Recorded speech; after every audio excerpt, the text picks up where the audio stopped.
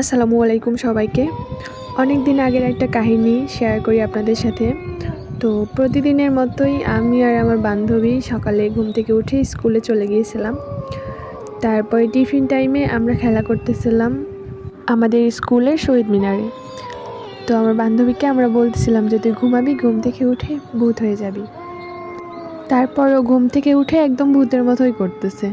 আমরা তো খেলা করতেছি, আমরা মনে করছি যে হয়তো অভিনয় করেছে। পরে দেখি যে যাকে তাকে গিয়ে গলা চেপে ধরতেছে। তারপরে একটা সময় ওর শক্তির সাথে আমরা পারতেছিলাম না।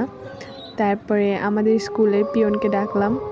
সে এসে সেও পারতেছে না ওর সাথে, ওর এত পরিমাণ শক্তি দেখাচ্ছে। তারপরে আমরা বুঝতে পারলাম যে সত্যি সত্যি ওকে জিনে ধরছে।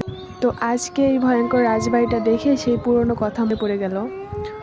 আসলে এই রাজবাড়িটা অনেক ভুতুড়ে টাইপের, অনেক ভয়ঙ্কর একটা জায়গা।